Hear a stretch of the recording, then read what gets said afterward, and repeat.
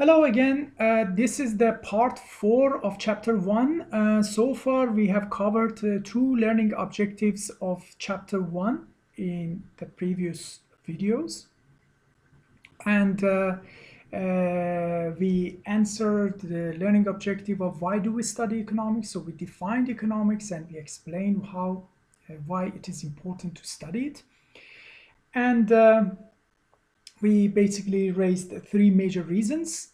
And then we explained the scope of economics. We generally divided into microeconomics and macroeconomics, and we went through a lot of specific fields of economics, which you might also find it interesting for maybe as a sub-branch of economics. Some of the majors are, for example, finance is considered as a sub-branch of economics, or energy economics, or environmental economics, or public finance, and you name it. We covered these things, these classifications of the scope.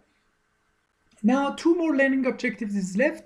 One is related to the methodology, and another one about the invitation for the career, studying economics to plan for your career. So let's first talk about the methodology. In methodology, it is very important to make a distinction between these two types of questions which economists are answering. So one is related, is called positive economics. Another one is called normative economics. So what are they? And so when economics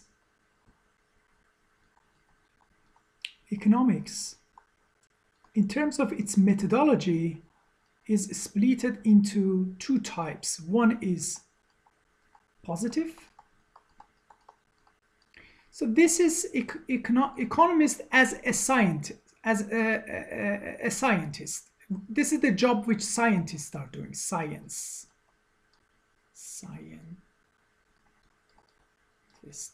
Economist as a scientist is doing. And normative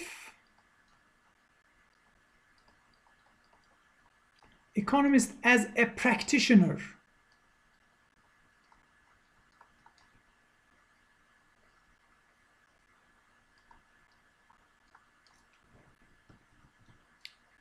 This is like you are studying medicine, like understanding the microbes, bacteria, virus, okay, and diseases.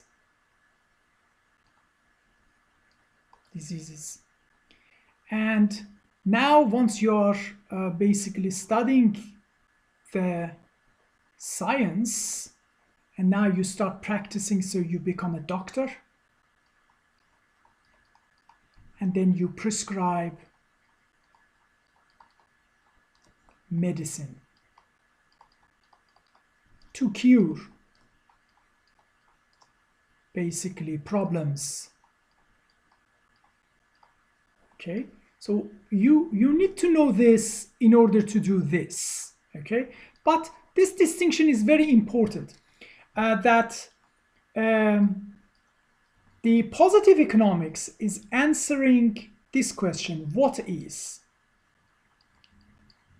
What question? What is?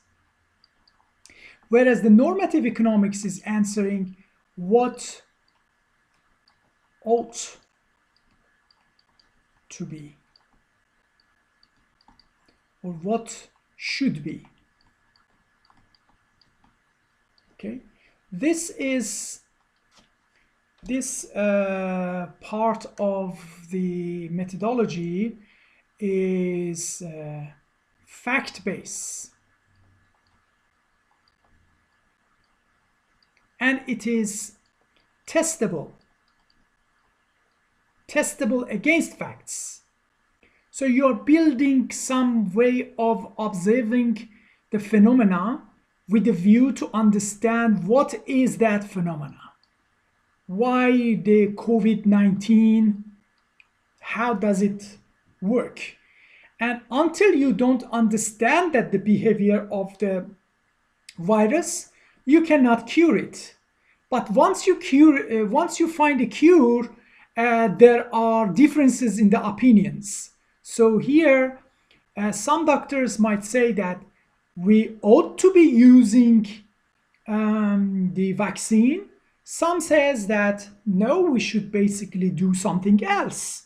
So there, the science, we are allowing the facts tells us the truth. So we are after the truth. We are after discovering something which is a fact. Whereas here we are making a judgmental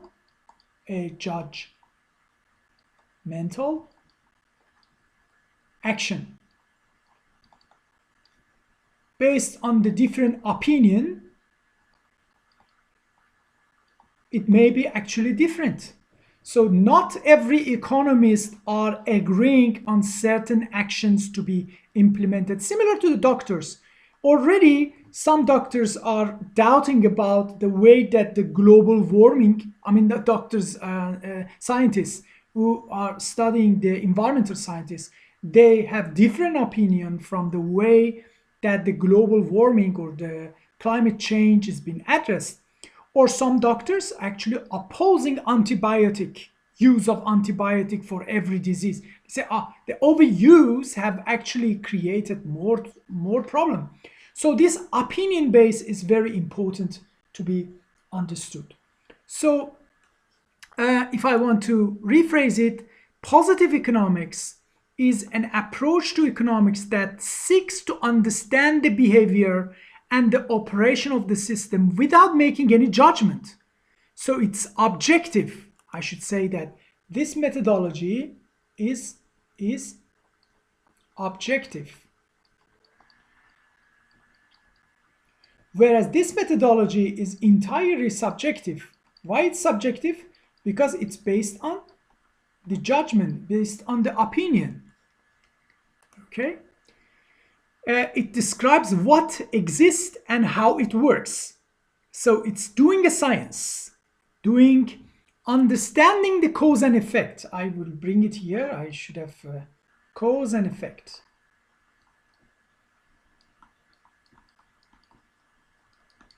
Is it always the true? Maybe we are sometimes making a erroneous theory. We are developing a theory. So building a theory is based on understanding how the variables interacting one another. Okay, we have variable x, we have variable y. Is there any cause and effect relationship between them? So we start from an hypothesis and we test it. And if we cannot reject, then we accept it as theory. So theory is a never rejected hypothesis. So we accept it for the time being unless a new evidence comes that proves it's wrong. Okay? So that is the story. You start from a statement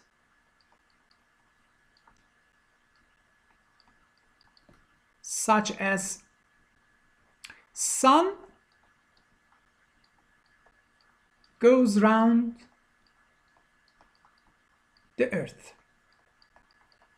And then we observe it. We keep observing. And basically, this is what they believed until the Islamic scientists came and proved that it is wrong. Basically, it is the earth going around the sun, not other way around.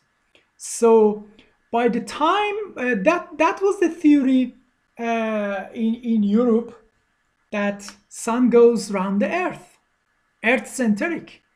But it appears to be wrong because the solar system in the solar system, it is obvious that it's the Earth going around the sun. So any statement is called hypothesis.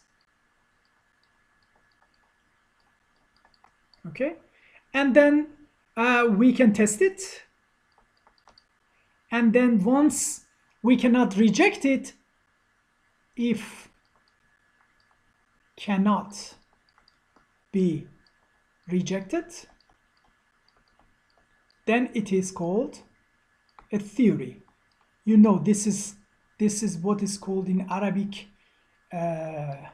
fardiyya, and this is called nadariya. Okay, we reach from hypothesis to theory, and if we are sure about it, then from nadariya we reach to the law or qanun. Qanun is 100% bulletproof. So if this is like saying that sun rise from east and sets in the west, no matter what. They say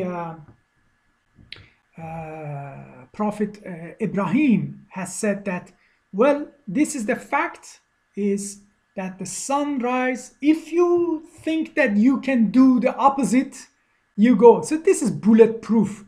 It's always happening like this. So this is the law. Sometimes we have the law. For example, let's give economic examples. If price goes up, then quantity demanded goes down. It means that if things becomes more expensive, people buy less of it. We can test it. We can basically test it inside the class. We can test it in here in Oman, in Australia, in the United States. And this relationship, the inverse relationship between price of a commodity, given that everything else remains the same, given the fact that all other factors are unchanged. Okay, this seems to be a bulletproof. We call it the law of demand. It means that we have tested it. I mean, economists have tested it, and they have seen that if everything else remains the same, if the price, only the price of a commodity change, the quantity demanded is going to change in an opposite direction. So there's an inverse relationship between the price and quantity. For the supply, we have the law of supply. They go together. If everything else remains the same, price goes up, quantity supplied is also increasing. Okay, so this is basically testable.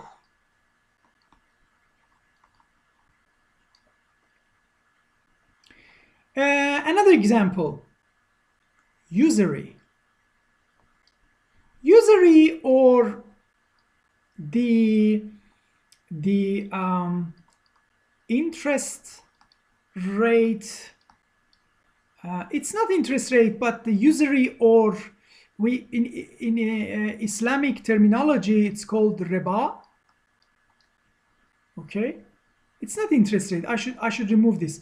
Usury is that if somebody gave $100 to someone else, and that someone else used this $100, let's say a period of time. So in the banking sector of the Western culture, they think this is very natural, that the person after a period have to pay $100 plus that usury, which is also called interest rate. Okay, interest rate. But it is not interest rate because I have a reason. Later we're going to talk about this factor. So some reward needs to be paid back. But this is, we observe and we see based on the observable facts in the West, it is true that lender and borrower, there is a reward, and that reward, if it is usury, but in holy books, ever since Prophet Ibrahim, and then in Quran, and also in Christianity and Judaism, if somebody gives money, it has to get back the same money. So they say that the riba is haram, forbidden. So this is normative economics. Normative. What ought to be, what should be like, even though the fact is that the usury is supported by the observation in the Western banking system, even in the Islamic countries. But what should be like, so Islamic economics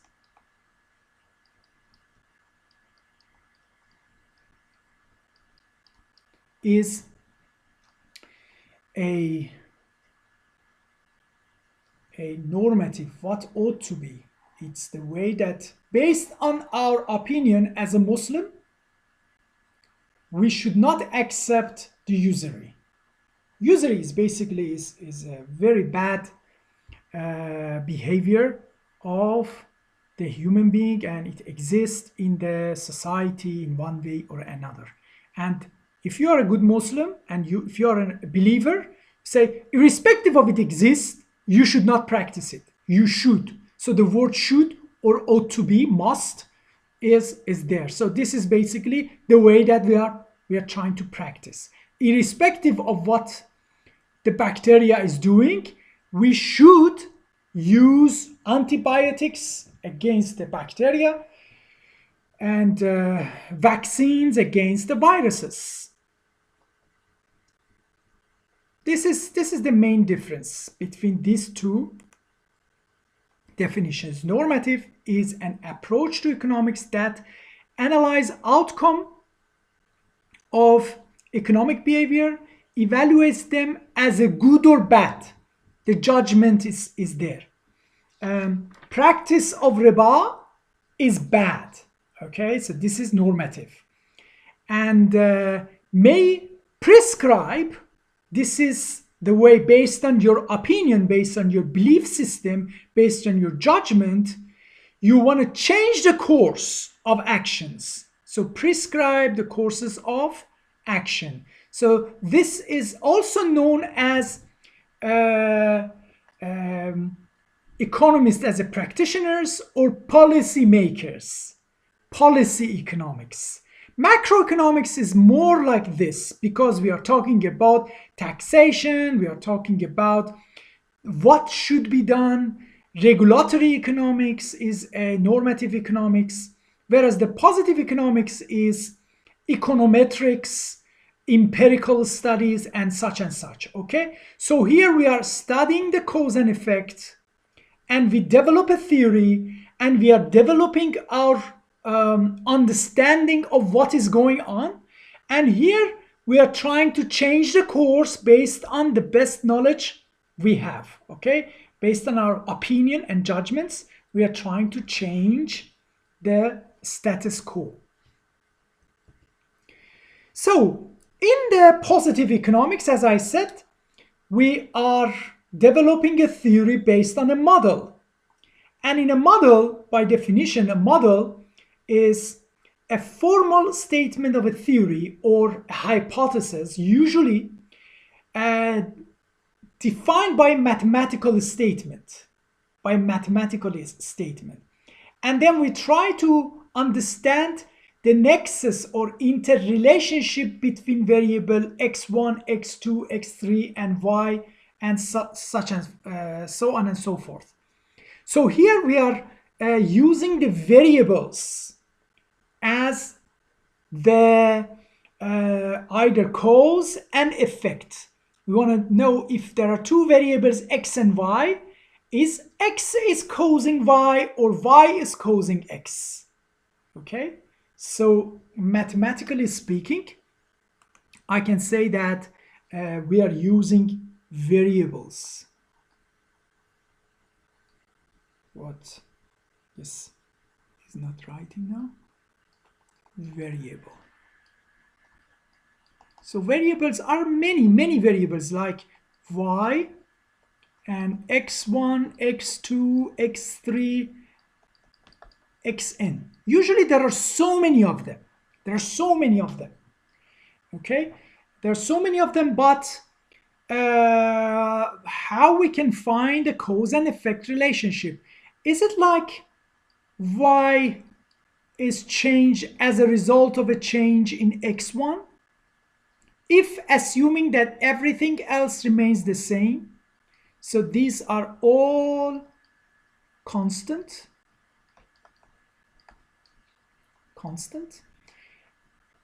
or it is the x which has been caused by a change of y. So here we say that like this, or we would say y is causing x. Okay, or sometimes you may say that there is a feedback effect. So x causes y and then the y causes, so this time we write it like this. It's a mutual interrelationship, or there is no relationship. So we have a hypothesis, different hypotheses to be tested. We collect the data and then we will see how they are changing. Let me give you an example. Let's say that we have a metal bar, and we have measured the size. So from here to here, we call it y variable. And the unit is centimeter. So the length. Okay, the length is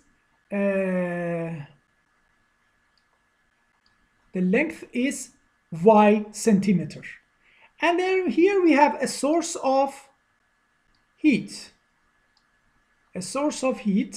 So here is heat. And then we can measure the heat with a thermometer with degrees of Celsius. Okay, the temperature of a heat is this variable is x. Of course, there are some other things. Maybe this is in a room. It's a closed room. It's an isolated room, and here there is air, and the type of the metal.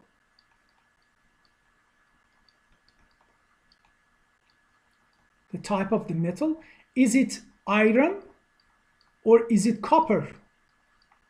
So we can call this one variable x2. So let's call this one x1. And the air, is it basically oxygen, mostly oxygen, or nitrogen, oxygen, or a mix? So let's say that the type of the air, the type of a mix of the air is called x3. And then we might have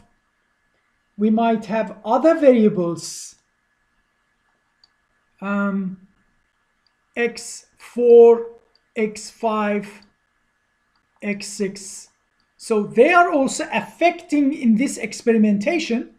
So we are basically, we are increasing the fuel we are burning here from, there is a gas. Let's say the type of the gas is also important. Type of the gas, that is X4. And then we are burning it here. And this is, the gas can be, or maybe gasoline, or maybe kerosene. Okay, the type of the fuel we are burning may affect the heat, and then may affect the length of the metal bar. Okay, so the type of, this is X4. Then we have other factors, X5, X6. So the question is that the y, is it y is a function of X1? And we keep every other variables. X2, the type is metal. We use the iron. And this one we keep it as gas, like methane. Or I type it in Arabic. The air is just normal atmospheric air, atmospheric. So mostly it's oxygen and nitrogen. And this is isolated in a glass, or is it isolated in other types of things? So that is also fixed. And then we only keep two variables. We increase the heat, and then we see that the metal start basically growing this much,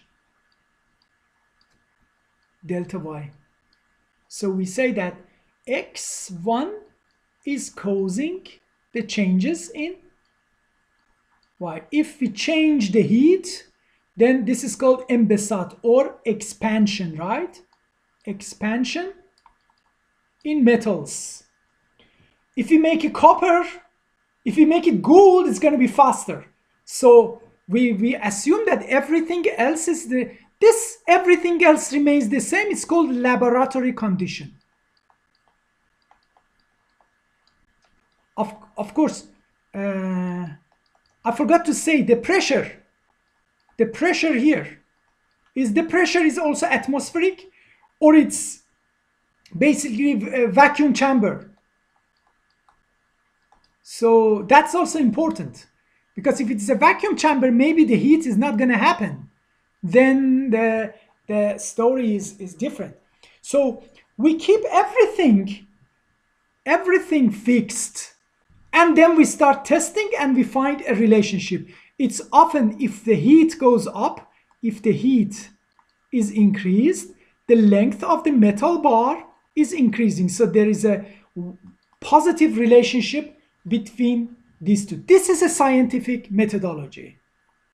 This is a scientific methodology, and this all laboratory condition is also in economics called ceteris paribus. Everything else remains the same. You only study the changes in X on changes in Y. Okay, like price is changing in either way, quantity is changing as a result. So this can be tested like this experiment. This is what is called the model and variables, and we should remove the difficulties. This is called Occams Razor. For instance, the best way of explaining Occams Razor, we are not dealing with a very sophisticated reality. We try to remove as many variables as possible and only keep the most important one and find the relationship between them. For example, Occam's razor is like remove the complexity. You all use the navigators in your smartphones when you want to drive from somewhere to another place.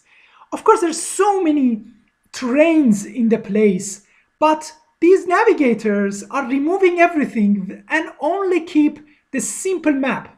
So if you click on that, you can get the satellite picture in the navigation. But are they very important? No, it is only the X and Y.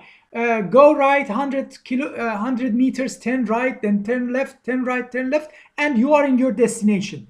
So the map in the navigators, the ordinary map, is removing all the details of the issues, and this is what we call it Occams Razor. So as long as the simplified version of the world, which we call it model, is explaining the phenomena, that is fair enough. So Occam's Razor is often very useful to be implemented in the science for the sake of understanding the cause and effect. And all other things, ceteris paribus, is also essential. We cannot allow everything start changing and then you come up with a conclusion. You should fix certain variables, and economists actually are in a big trouble because we don't have the luxury of scientists to have a laboratory test, keep the pressure and the fuel and the metal bar and everything else fixed, and only change the heat and gauge the length. We don't have in economics. Things are happening once at a time, and if you observe it, we go for the tomorrow. We go for the tomorrow. Behavioral economics are trying to make everything else remains the same in a hypothetical experimentation. Whereas macroeconomics, we don't have that luxury. In energy economics, in international economics, in environmental science, in studying the climate change, it's keep happening. Sometimes we have observation from the past, but these observations are time dependent. It means that so many other factors has changed. How can we make a decision, test our idea? The economists are saying that all other things remains the same is equivalent of other factors are varying, but they vary in a normal distribution. And we have enough of the negative side and the positive side of them. Like pressure goes up and down, but it's the so-called white noise. I would type it here. These are white noise. Engineers call it white noise, but then it came to economics. All other things, even though we cannot fix them, but if they vary in a well-behaved probability distribution function with fixed mean and fixed standard deviation or a standard error, we consider them that our experimentation is possible to be seeing the cause and effect between only X and Y. And other variables, if they are white noise, we can make a good judgment. So the time series econometrics took a long time to come to the econometrics.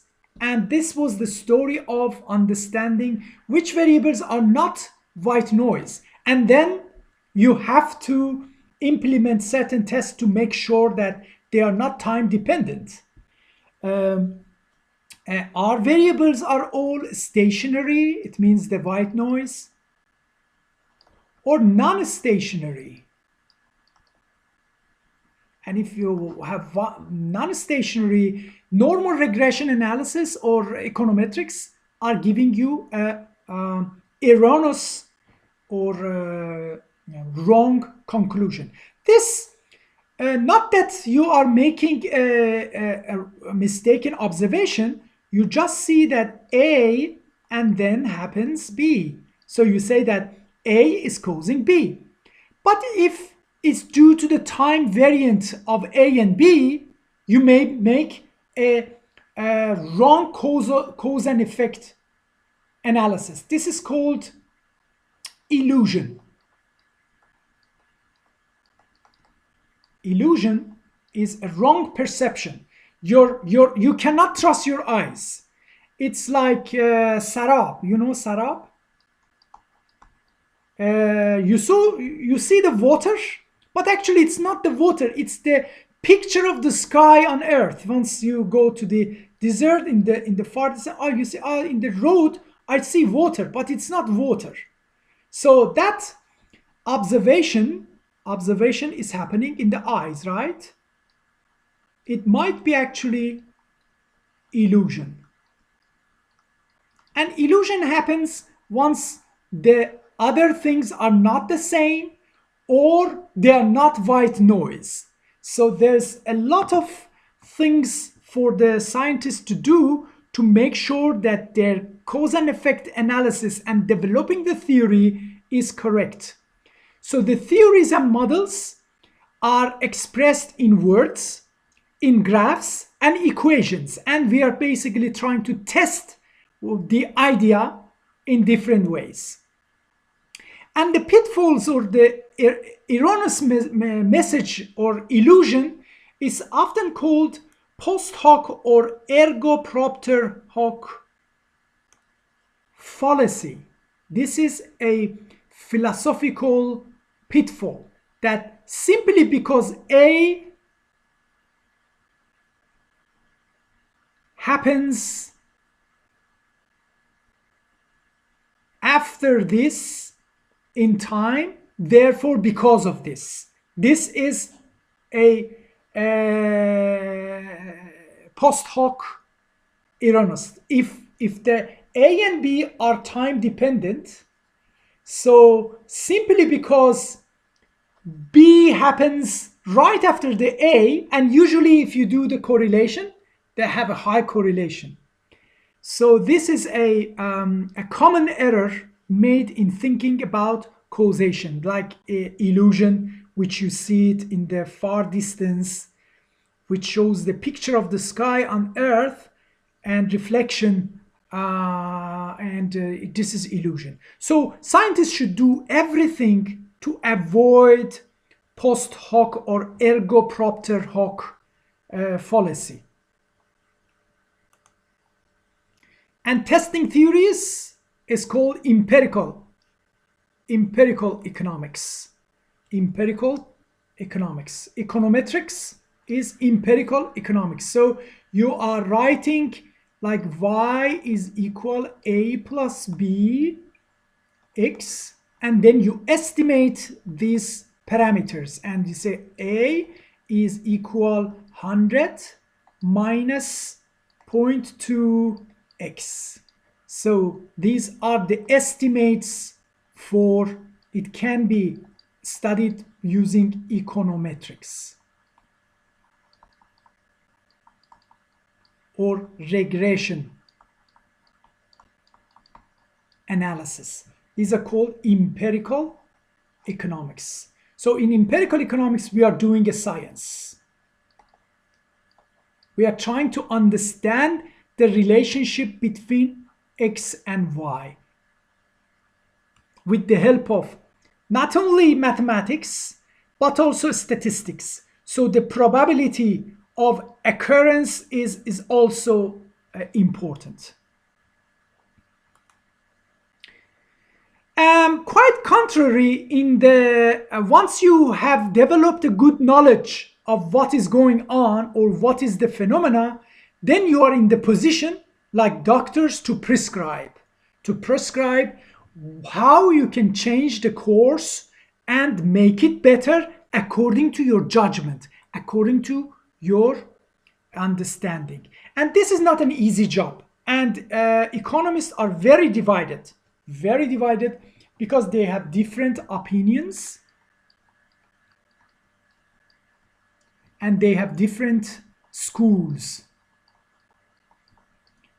of thought.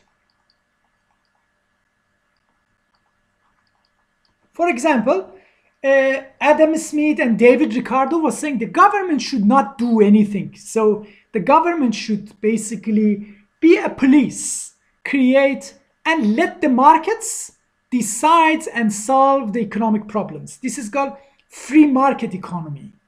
Whereas John Maynard Keynes, remember that his name was, I told that he is the founder of modern macroeconomics, said that markets are not necessarily always doing the right thing. They are not efficient and they may actually fail.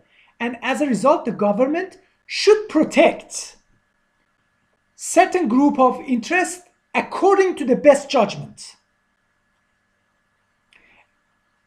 Although theory is important, but sometimes we should change the status quo.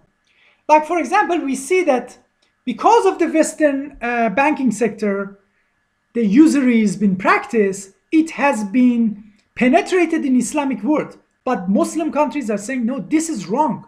We should have our Islamic banking.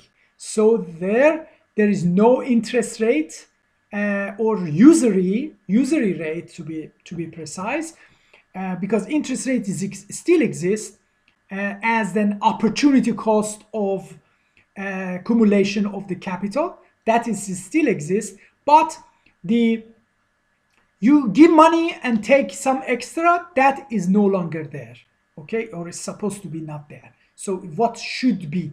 So prescription can be done by 5 different criteria. Often we make our judgment based on which option is more efficient. Efficiency is in the core of economic decisions, but it's not the only criteria. We might have also consider equity, growth, stability, sustainability. Sometimes some of them are going in one direction and some of them are going, there's conflict of objectives. So that makes the decision making based on the judgments even more difficult. So the policymakers are looking at different criteria to make a just or supportable decisions. Like the doctors who are looking at the tests from your blood, from your temperature, from your different factors. They understand the issue, and then they write the right medicine to tackle and cure the problem. Curing economic problem. Okay, so normative economics is implementing economic policy. Economic policy, or political economy, is also called political. Why political economy? Because usually the decision makers are politicians, the government, okay? And they do politics. They are after group of interest. They in the parliamentary system, they come to run the country based on their agenda and the support of the people. So it's very interesting to understand both positive economics as well as the normative economics or policy economics. Economic policy, efficiency is, as I said, it's very abstract, and it's the situation which the welfare or the happiness of the society is at its maximum stage. Any change, some people will be lose without anyone else get better off. That is the efficiency. Efficiency in economics means allocative efficiency. It means that we have allocated our resources and have obtained the highest happiness for the entire society. So an efficient economy is one that produces what people want to the least possible cost. The entropy or the opportunity cost of the economy is at its least possible. So this is a very, very difficult position to be achieved, but Smith and Ricardo, the classical economists, were saying that if the markets are doing well and information in the markets are competitive and freedom of information, perfect competition, the best solution is that the government don't set the prices or dictate what to do for the private sector. Automatically, everybody is going to be better off if they practice in perfect competitive market. Equity is a little bit more challenging. It's about the fairness. It's about the social justice. So more in the realm of politics, maybe, and modern economists, institutional economists are considering the equity as a way of decision making. Like Democratic Party usually give a high weight to the equity or social justice. However, most economists and most textbooks are mostly focused on this one, which is not enough. It is not enough. Then there we have growth. Look at the growth of the country. It may actually justify the action of the government if it allows the growth be high enough. But sometimes if you grow too fast, then somewhere it causes instability. So you go fast, and suddenly economy face a big trouble and it goes back.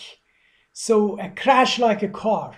You go, if you wanna go a direction, of course it is good to be fast, but you have to also be safe. And if your safety is compromised, then the stability of the system may, if you crash, then it means that an economic crisis may happen. So stability, for example, they say that it is good for changing of the government of Bashar Assad or the Syrian government. But look, if you are changing the regime, which is being orchestrated by the Western countries, you may actually bring instability to the region. And that is even more harmful. So like in Iran, some countries like United States, they love to change the regime. But if the regime goes, then there would be a lot of instability similar to Libya. And so sometimes stability is become more important than the other factors. If it is justice, if it is growth, or etc. So stability in the system is a condition in which national output is growing steadily with low inflation and low employment of resources. Okay,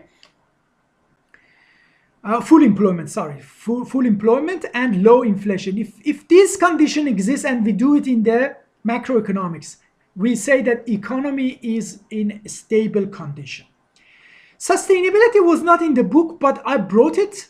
If we make a decision now and it affects the future generation, and if we are like, we have certain amount of oil in Oman, if we extract it and sell it, so the future generation will not have the same amount of oil we have it now. So this is basically, if we are extracting these resources, the future generation are going to be affected. So maybe we are losing the income in the future. Okay, so this is unsustainable growth, that we are growing very fast now because we are selling our oil and we have still oil. But the moment our oils are finished, then suddenly we will have a if the oil and other resources are depleted, then we are facing trouble. So the future generation, are they going to have the same welfare as today? This is called sustainable development. If it is unsustainable, that is also another criteria. In environmental economics, in energy economics, we pay a lot of attention to sustainability. Like if we can use our oil and switch to solar power, switch to ocean energy, switch to wind energy, switch to alternative energies which constantly are renewable. Okay, it's not like oil which took millions of years to be deposited underneath the earth. These are happening in a year-to-year basis. So shall we use the income of our fossil-based energy to invest on renewable energy to make our economy more sustainable? That is another economic policy to be implemented. Actually, Oman is in a program called Tamfid, have decided how we make our economic growth more sustainable by investing in certain sectors which are more renewable than the oil industry. Now our economy is mostly dependent on the oil sector, and once the oil price came down, we face a lot of economic crisis. So these are the things which related to the normative side of the economy. Finally, the last learning objective, I'm not going to talk too much about it, but think about it. If you can understand how the society functions, without economics, you cannot do it. Okay? So that is the call or invitation to come and study economics. You have to know about the history. You are learning to think in this very powerful way, is helping you to understand how the world works. So this book or this course is a step-by-step towards the building block of the economics methodology and what is economics and how do we practice it, both positive and normative. Make sure you understand where it all fits in a bigger picture, be it a universe, be it a whole country. So make sure that don't go too detailed and ignore the bigger picture. Okay, so this economics is helping you to achieve those goals. So this will give you economic skills, will allow you to choose a right career for your future. So if you invest on this, will explore economic principles that you will find very useful in understanding what is happening in the world of economics and businesses and in your everyday life. So individuals, as an individual, business manager, or government, how the policymakers use economic principles to improve how they make important decisions. So the decision making as a normative decision can be well informed if you do study economics. Whether or not you pursue career in economics, you still need it.